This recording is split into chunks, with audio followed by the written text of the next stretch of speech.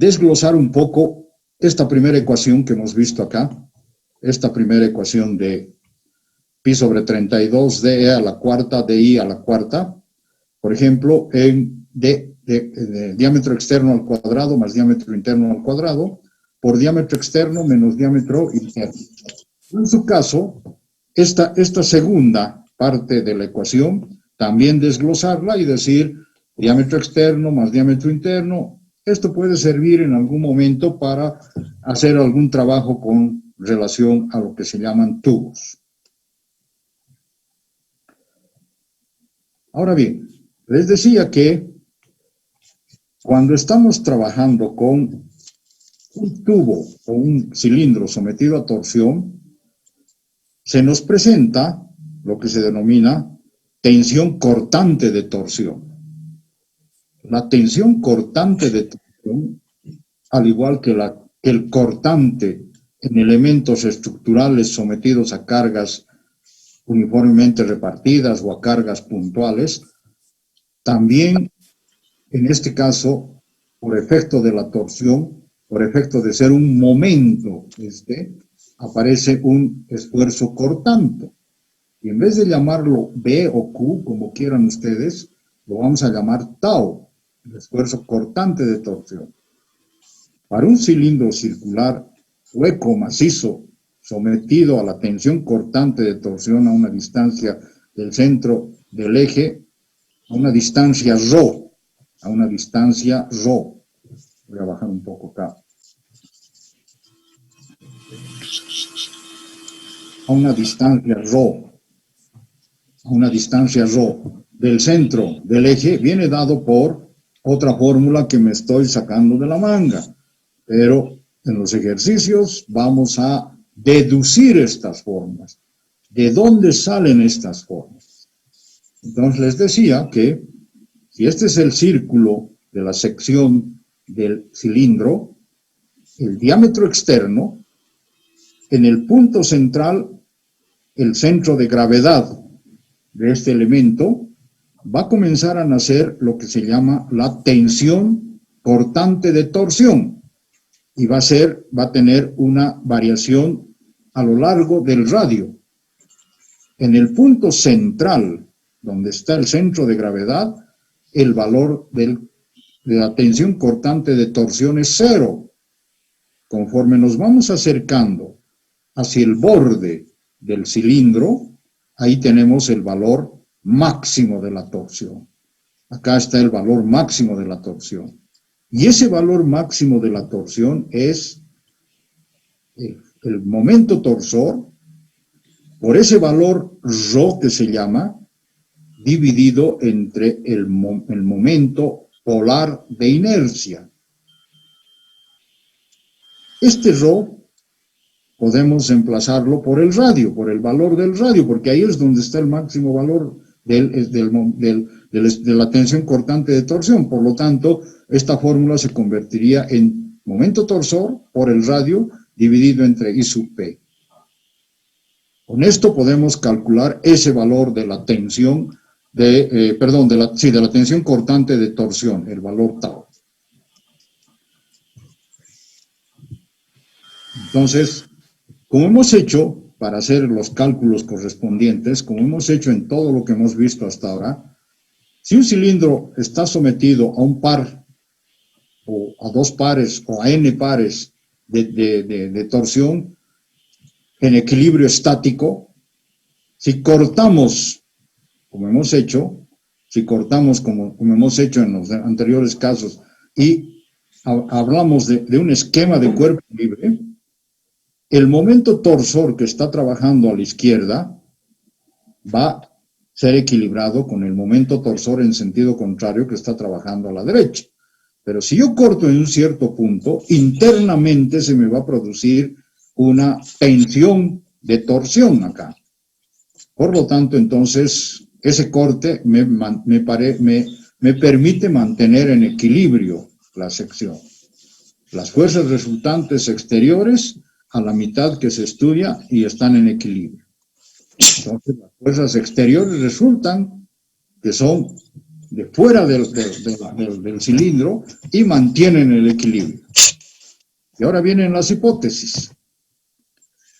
La hipótesis fundamental dice, una sección plana del cilindro normal, una sección plana del cilindro normal a su eje, es plana antes de aplicar la carga y sigue siendo plana y normal después de aplicar la carga. Esta hipótesis es solo aplicable a cilindros. Obviamente, al decir cilindros, son de sección circular. Si hablamos de tubos de sección cuadrada o rectangular o de elementos de sección cuadrada o rectangular, ya no estamos hablando de cilindros, sino estamos hablando de paralelepípedos, ¿verdad? Entonces, ahí tenemos el problema de que al someterlos a torsión se nos alabean se nos alabean los bordes y eso nos crea una distorsión y es más complicado el cálculo correspondiente. Por eso es que normalmente se ha desechado el utilizar elementos de sección rectangular para, por ejemplo, para colocarlos como ejes, para colocarlos, si bien ustedes hablamos desde un principio del desentornillador o del desarmador, nunca van a encontrar un desarmador con sección de su fuste cuadrada, ¿verdad? Siempre circular. Entonces, ahí tenemos la primera hipótesis que se plantea. Voy a aumentar un poco esto para que veamos mejor el gráfico.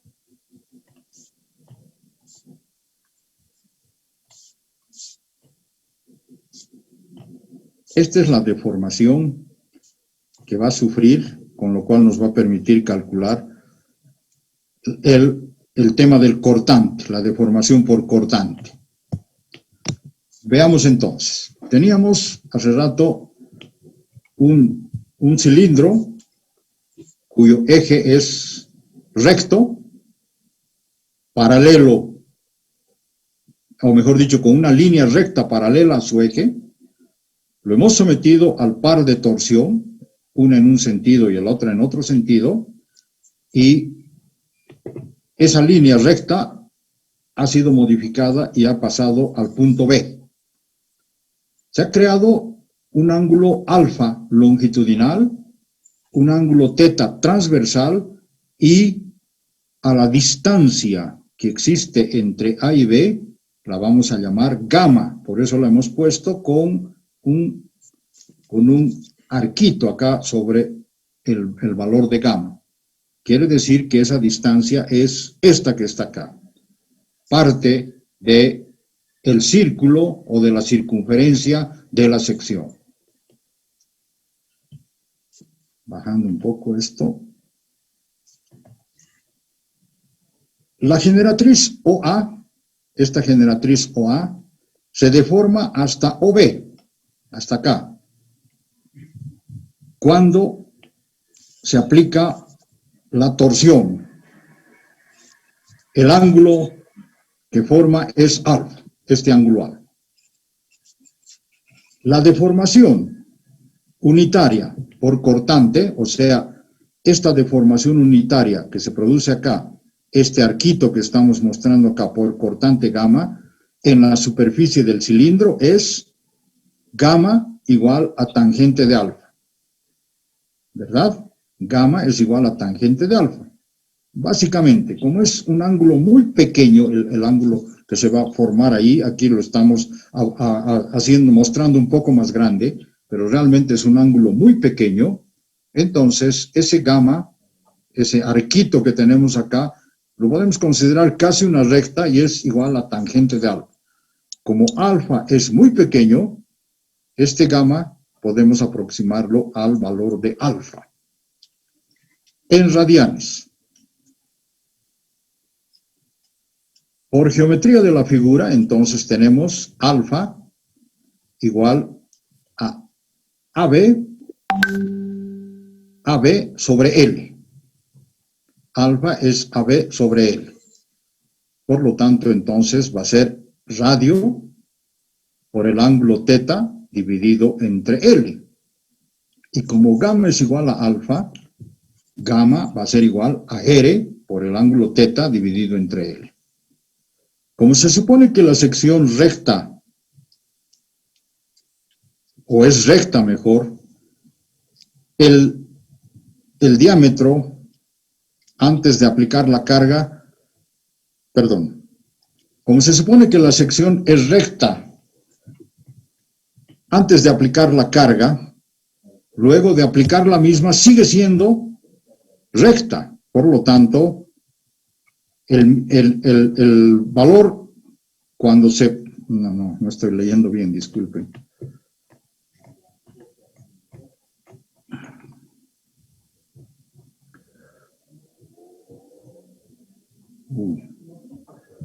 Como se supone que la sección es recta, el diámetro antes de aplicar la carga sigue siendo el mismo cuando se produce la torsión, lo que indica que la deformación unitaria de torsión a una distancia ρ del centro del círculo vale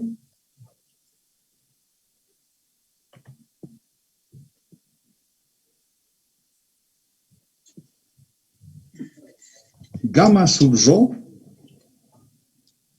igual a ρ sub r por teta sobre L. Las deformaciones por cortante de las fibras varían linealmente con la distancia al centro del cilindro. O sea, vamos a tomar un cilindro y vamos a tomar un anillo muy pequeñito de una sección muy pequeña, diferencial de alfa, y de un ancho diferencial de ρ y un radio R. Por lo tanto, alrededor de este anillo se van a ir creando las tensiones de torsión. Conforme vayamos subiendo hacia el borde, este valor de la torsión se va haciendo más grande cada vez y va llegando a un valor máximo. Para que haya equilibrio, la suma de los momentos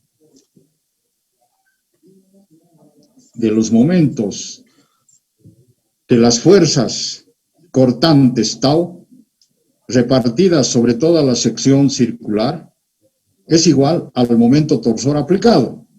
Asimismo, la suma de los momentos de esas fuerzas es igual al par tau. Entonces, el momento torsor que se necesita para producir una cierta deformación de torsión es igual a la integral entre 0 y el radio, o sea, entre este punto y el radio, del cortante de torsión por ese valor ρ, que es el que va a ir aumentando constantemente por diferencial de alfa. Ese diferencial de alfa representa la superficie del elemento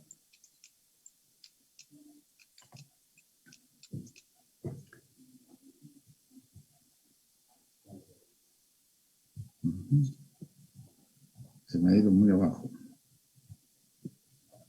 Decíamos que el diferencial de alfa representa la superficie del elemento angular rayado en la figura, o sea, de este elemento circular rayado acá.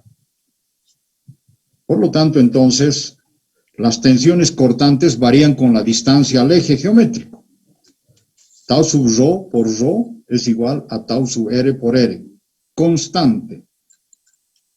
Hacemos la integración, torsor entre 0 y r es igual a tau sub ρ sobre ρ por ρ al cuadrado, diferencial de alfa, y esto es igual a tau sub ρ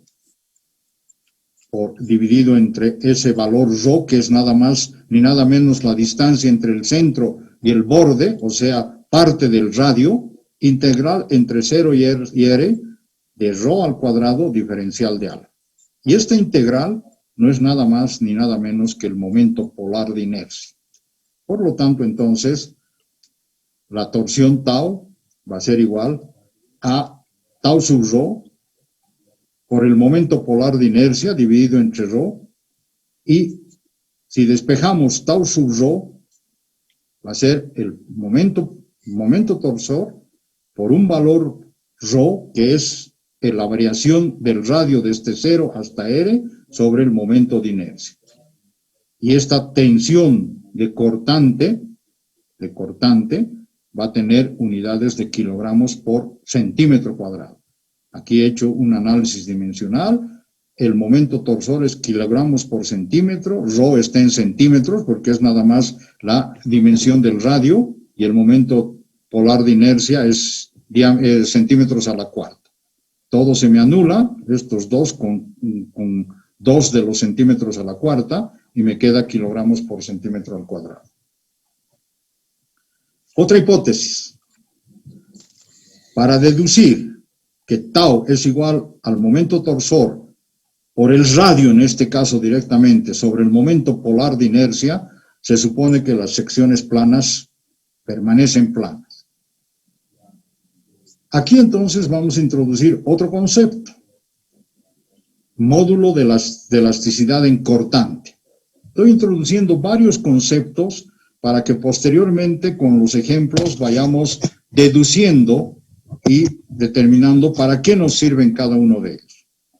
La relación entre la tensión cortante tau y su deformación es el módulo de elasticidad en cortante.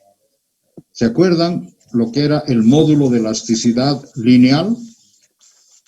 Era la tensión a la cual está sometida un elemento dividido entre la deformación. En este caso de cortante es básicamente lo mismo. El módulo de elasticidad en cortante es igual a la tensión dividido entre la deformación. Esa deformación es gamma, o sea, ese arquito que hemos visto, esa es la deformación gamma. Por lo tanto, como ya hemos visto por más arriba, sus unidades son kilogramos por centímetro cuadrado. Acá la deformación no tiene unidades. En este caso, la tensión de cortante son kilogramos por centímetro cuadrado. Por lo tanto, el módulo de elasticidad en cortante también tiene kilogramos por centímetro cuadrado. Ahora, en algunos casos nos piden determinar el ángulo de torsión, el valor θ. Si un cilindro de longitud L está sometido a torsión constante, en toda su longitud, el ángulo θ va a valer, ¿se acuerdan de esta otra fórmula de la deformación? Esta es una deformación angular, y la otra, en el caso que hemos visto anteriormente, es el valor delta. Era P por L sobre E por I. Entonces acá tenemos θ igual T torsión por la longitud dividido entre el módulo de elasticidad en cortante y el momento polar de inercia. Acá entonces, si hacemos un análisis dimensional, no nos va a dar ninguna unidad y por lo tanto podemos determinar que ese valor de θ está dado en radianes. Posteriormente lo podemos transformar y decidir cuántos grados tiene de deformación por efecto de la torsión. Otro concepto, módulo de rotura. Es la tensión cortante ficticia que se obtiene sustituyendo en la ecuación tau T por Rho sobre IP el momento torsor T que soporta la barra cuando se ensaya a rotura. Casi nunca se llega a esto, ¿verdad? Porque si no tendríamos que romper el cilindro para ver exactamente cuánto tiene de tensión cortante a rotura o el módulo de rotura en todo caso. Pero en cierta forma sí es que es posible de poder hacer esto cuando llegamos a, por ejemplo, romper un elemento que está siendo sometido a un momento torsor muy alto. Por lo tanto, entonces va a llegar a un punto en que ya no es posible soportar la tensión de cortante y el elemento se deforma y finalmente rompe. Bueno, esos son los conceptos que les estoy proponiendo en este tema de torsión. Y en la clase del jueves vamos a desarrollar ejemplos. Primero vamos a hacer un repaso de todo lo que hemos visto para el examen del ciclo 1 y después vamos a desarrollar ejemplos para que cuando les llegue el momento de la práctica del tema torsión, ustedes puedan tener las bases para poder resolver esos ejercicios. No sé si hay alguna pregunta, por favor. ¿Alguna consulta? Todavía los conceptos no están muy claros, ¿verdad?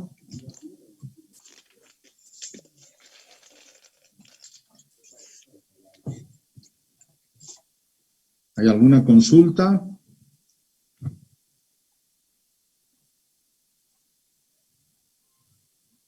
Bueno, quedaremos entonces acá, por favor, y nos encontramos el próximo jueves. Nos reencontramos el próximo jueves a las 17. Y espero que hasta entonces ya tenga corregidos las prácticas que me han enviado y les devolveré por el mismo medio que me han enviado para que ustedes conozcan cuál es el resultado. ¿Ok? Si no tienen nada más.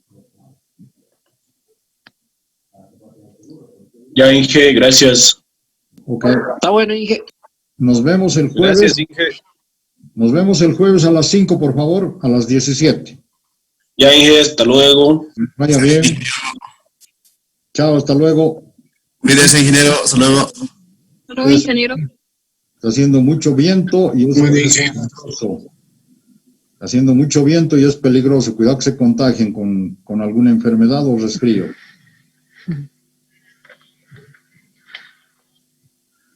Bueno. Sí, usted igual se cuida. Gracias. Chao, hasta luego. Hasta luego, Inge.